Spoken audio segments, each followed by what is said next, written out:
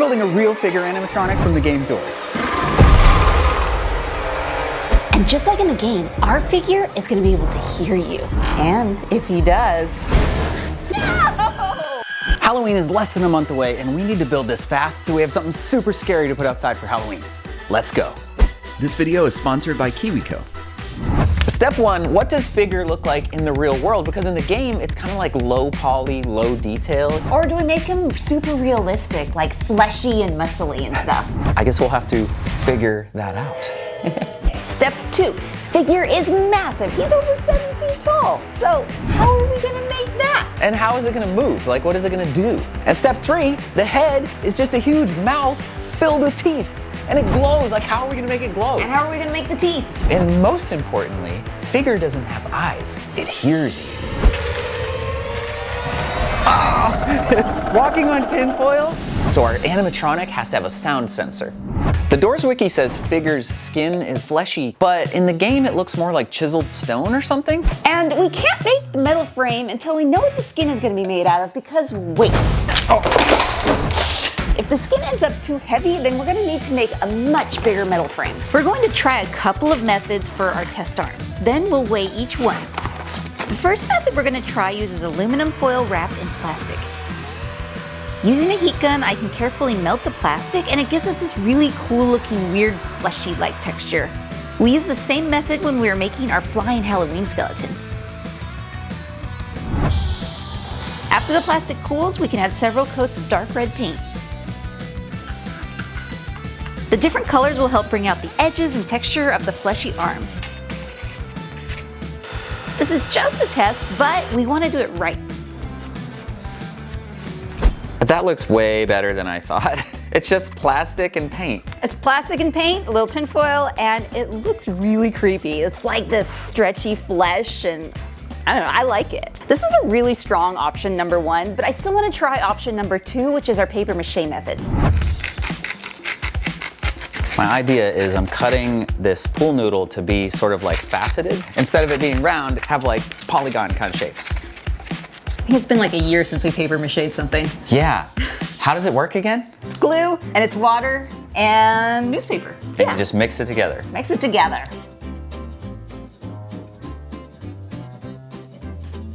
Paper mache is like the most inexact science ever.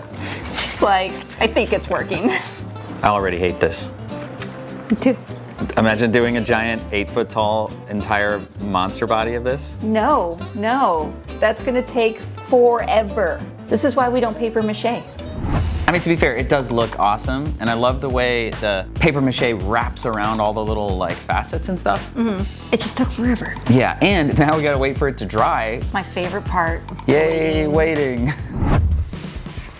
While we wait for that to dry, it's Halloween time, and that means Lowe's and Home Depot have their Halloween displays up, so we're gonna check them out.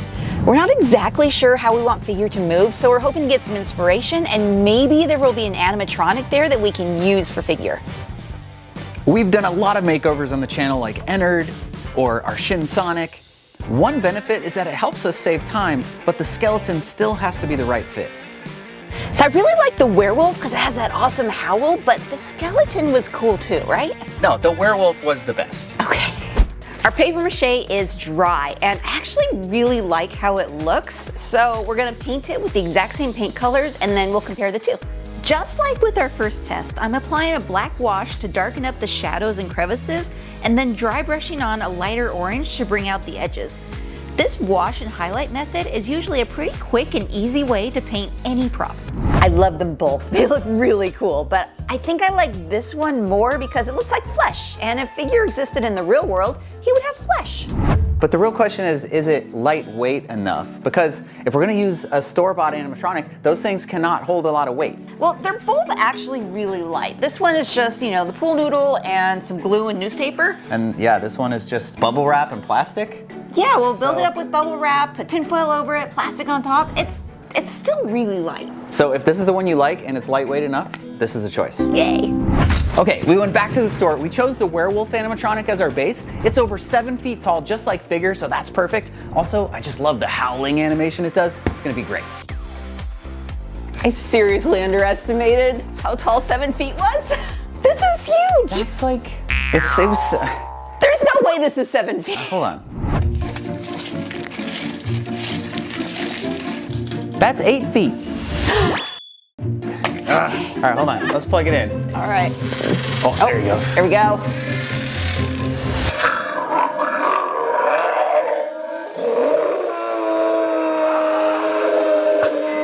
Oh, it gets even bigger. Oh boy. We may have made a mistake. Maybe. Maybe. This stuff is not gonna go to waste, like these awesome claws and this head. We will save those and use them for something else. What we really want is what's inside. Now we have to strip it down to the frame and see what we have to do next. You know, Figure does not have this reverse dog leg thing which is actually their ankle. Instead, he's got 2 knees that bend the same way, which makes no sense either, but we're gonna make that. Which means I gotta take all these parts back off. We're gonna bend these legs straight and then see if we can make 2 knees. I'm not exactly sure how I'm gonna bend the metal, but I'm just gonna start trying stuff to see what happens. Oh, come on, it's sort of working. Ah, there it goes. It's kinking a little, but that's okay. I just need it to be straighter.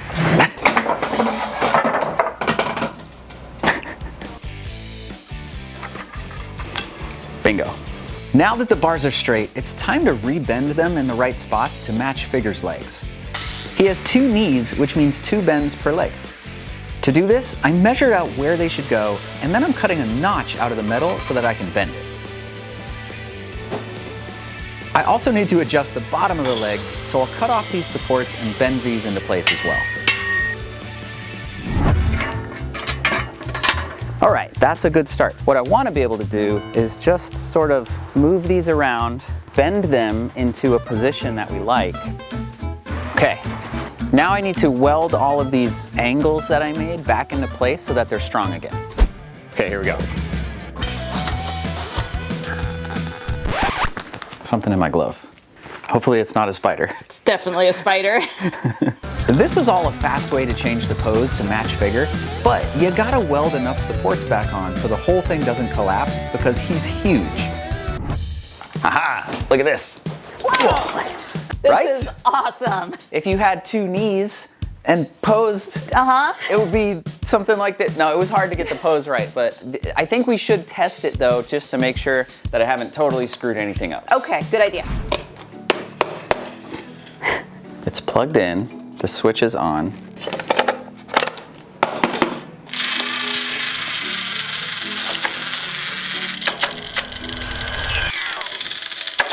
You hear that? It sounds not right.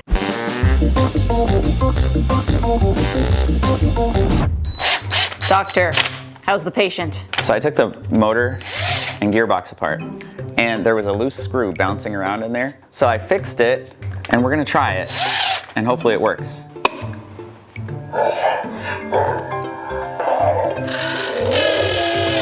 Woohoo! Okay.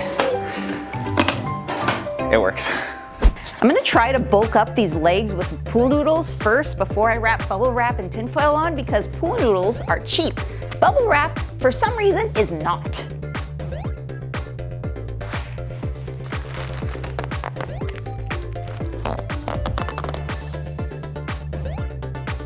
Don't kill me. His shoulders are too big. This is gonna be the buffest figure ever. Or we can chop the shoulders down. Please. Okay. Thank you.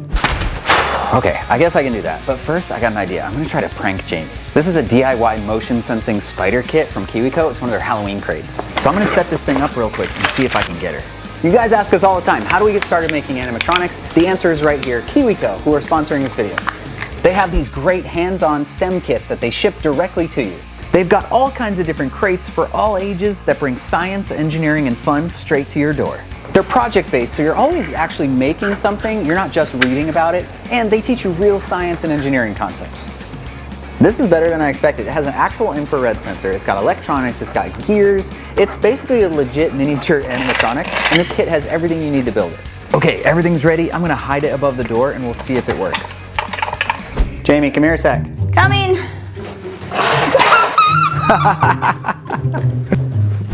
Isn't that great? Yeah. Here, I got you a kit to put together too. Oh, sweet, awesome. Jamie loves the art stuff, I love the engineering, and whatever you're into, there's definitely a crate for that. If you're ready to start learning to build your own animatronics, this is how you start. KiwiCo makes it easy, and they're giving you 50% off your first monthly crate if you use the code WICKEDMAKERS at kiwico.com/wickedmakers. Go spark some of that curiosity and creativity by giving KiwiCo a try. You're gonna love it. And now I need to go cut some more metal. I cut the shoulders a lot smaller, but then these bars that move the arms were too long, so I had to cut those too. But then the motor wouldn't fit, so I had to cut the motor mount and make that smaller. And the shoulder cage no longer fit, so I had to cut this all into pieces and make that fit. But it should all be the right size now. We can keep going. Since we need to leave room for all of the moving mechanical parts, I'm building a wire cage to make the main shape of Figure's torso. I connect the wire together with a smaller wire, and then a little hot glue keeps my joints from slipping around. Not gonna need these big hands, but we are gonna use these. Because even though Figure has way longer arms, I can still use these to attach them at the top. I just have to trim them first, and then we're gonna use another wire to make them much longer. Now this is the stuff I'm gonna use to make the arms longer. This is called armature wire. It's really light and it bends easy, but there's a problem. This is aluminum and this is steel, and these don't weld together. So that's why we have this stuff. This is called steel stick, and it's basically an epoxy putty that's made for metals so that we can stick two different metals together. This little metal wire will hold it in place while I prepare the putty. Aluminum and steel have different melting points and different properties. If you try to weld them together, you just end up with this brittle, kind of crumbly layer. They don't bond together at all. Now once these are cured, we'll have our nice long arms, and this stuff is basically as strong as metal, so this is never coming apart. And about an hour later, we've got perfect arms. I bent a little bit at the top so that the shoulders would be coming off at kind of the right angle, and now we can bend these into place. About right here. I love this wire because we can just like bend it so easy. We just try a pose. If we don't like it, try something else. Oh. Now that we know all of the mechanical stuff works, I can wrap all of this, which is kind of scary because once I wrap it, there's no going inside. You can't like change stuff. I'll leave a small access flap, but we're covering it. We added a bunch of loose layers of the plastic wrap and melted it with the heat gun to make the skin. Now we have a beautiful, wrinkly torso.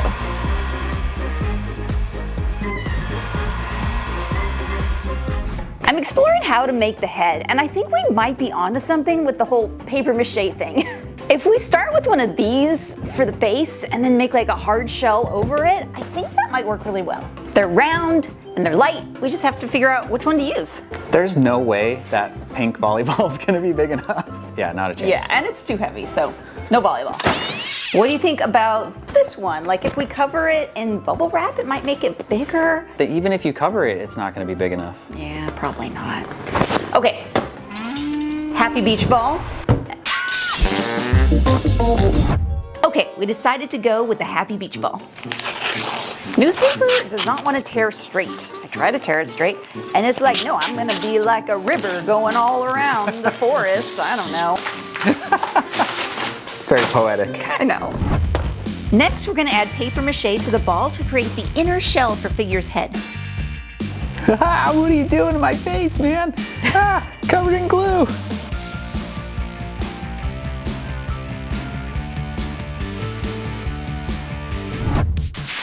I'm putting aluminum foil over my bubble wrap to help give the legs a more organic shape.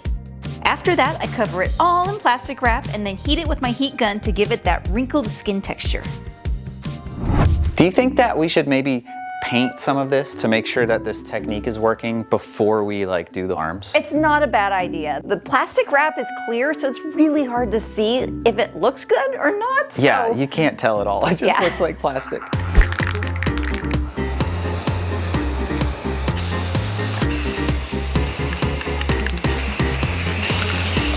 So cool, right? Yeah. Like you can see all the structure and he's lumpy and bumpy and fleshy, and really, I love it. Yeah, it's definitely working. Even though all I'm using is foam and plastic wrap for the arms, I still have to be really careful about the weight, because if it's too heavy, it won't work. And if it doesn't work, it's not gonna be scary. So Figure doesn't have eyes, it can't see, but it can hear really well. So what I'm trying to do is to make sure that our animatronic can hear your footsteps from all the way on the other side of the room. That's terrifying. This is the motion sensor that came off the werewolf, and they all kind of look the same. They have this little black orb. These are called infrared sensors, and basically they detect movement, and if they see something move, they send a little signal through this wire. These are a bunch of different types of sensors like humidity and temperature, voltage, light. This one though, sound. These use the same voltage, so I'm thinking if I just take this off and replace it with the sound sensor, that might work. Just like I did with the legs, I'm covering the arms with pool noodles and bubble wrap to create their shape. I'm so worried about weight though, so I think I'm gonna try skipping the aluminum foil layer so we can keep them light. Is this thing dry, finally? I think so. Paper mache, it just takes like days to dry, but this is so light. What happens if I pull the air out? Nothing happened, that means it worked. Figure has like a huge, like sort of chunk of the sphere cut off to make his face. We gotta do that. It's not quite as stiff as I was kind of hoping, but I think it's overall good enough. It like wasn't sticky at all. So Figure's hands are kind of like paddles, kind of like a Lego figure. So I took a pool noodle, divided it up into 4, and I'm gonna make a paddle with a finger-esque shape to it. I'm gonna try to heat bend this hand. It might work. We'll see.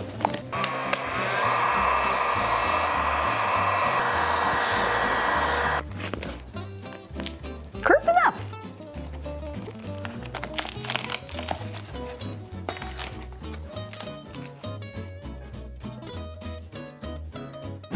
And there we go. Now we just have to cover it in the plastic wrap and paint it.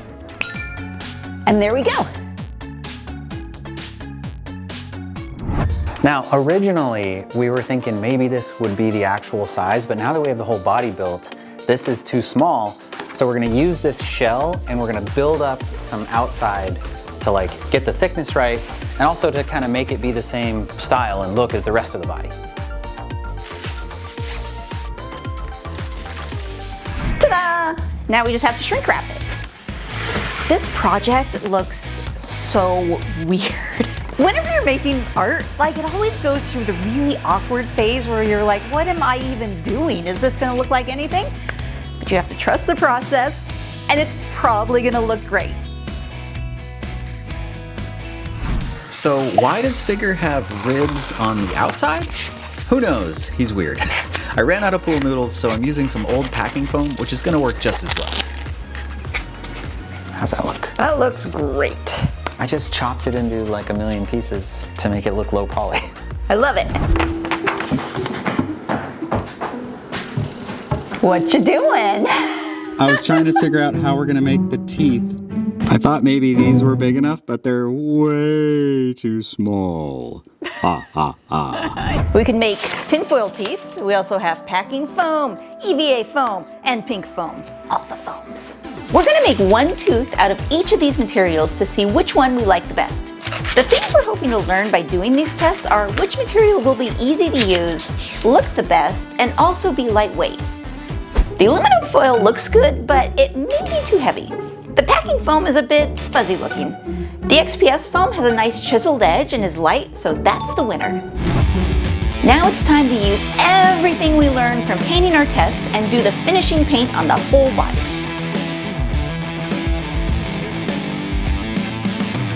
How does that already look so much better? Just a little depth and dimension. It's amazing what a little bit of paint can do. Though it's a little too dark, so I'm gonna bring some reds and highlights back in. I love how paint can transform a project. Figure went from this shiny plastic thing to an organic, fleshy, scary monster that I definitely wouldn't want to do battle with.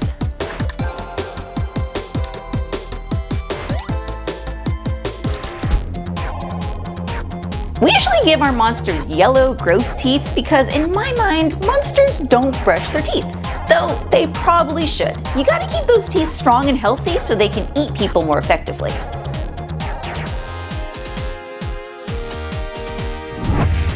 The The ribs got painted the same bone color as the teeth, and then we super glued them onto the body, which worked great, but looks really weird, but hey, that's what he looks like. After a bit of paint though, they blend in better and they do look awesome. I got the teeth ready. And I have lights for the inside of the head, but which one do we put on first? Well, if we glue the teeth in first and then you try to put the lights in, I know that you're gonna knock the teeth back out. You're not gonna mean to, but it happens. Okay, so lights first. Yes. I have this random LED strip, which I'm hoping will look pretty good. The cool thing about these is we can change the color, right? Because it's supposed to be like an orange, you know, fiery kind of look. Doors, Christmas edition. This is just parchment paper. It'll help diffuse the lights. This is a piece of orange lighting gel, which I think should tie it all together. This looks terrible. Yeah. It does. We had to try it. We did have to try it. The problem with LEDs is you have all these little hot spots. Also, they're just not bright enough. No. So back to the drawing board. We have a lot of Halloween lights. There's got to be something in here we can use. Like we've got different colored light bulbs, floodlights. If we just put a light bulb in there. I mean, it might look good. Let's just. It might work. That's beautiful. Does that look good? Yes. We took some regular aluminum foil and gave it like a coat of gold spray paint, and now it's golden foil. Okay, I think that's gonna work. We put some parchment paper in there just to give it a little bit of randomness. Time for the teeth.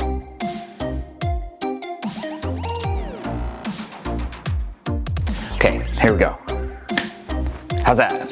Beautiful. This is amazing.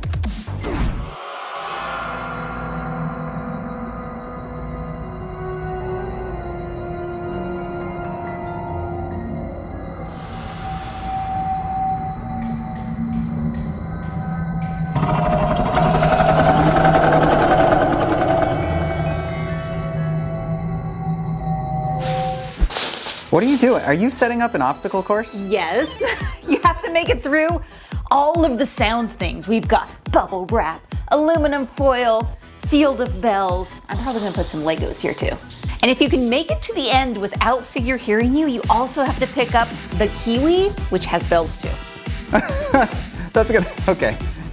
Okay, the sound sensor is hooked up. Go. Ah! Why isn't it working? It never works. Hold, please. All right, turns out I couldn't just solder the sensor to the other sensor. It didn't work quite like that. I had to add an Arduino to tell the sensor what to do. It still works, it's okay. Let's try it again. Okay, that's hooked up now. We can start. Okay. You know what? You should go first since I need the obstacle course. I'll go first. Oh, also, whoever loses has to do the dishes. Okay. Let the games begin.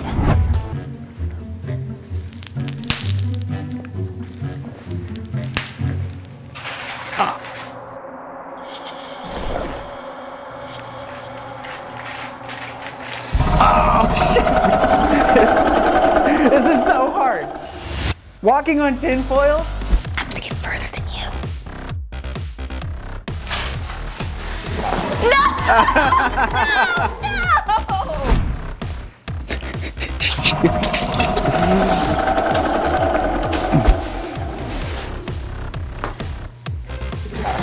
No! I was so close!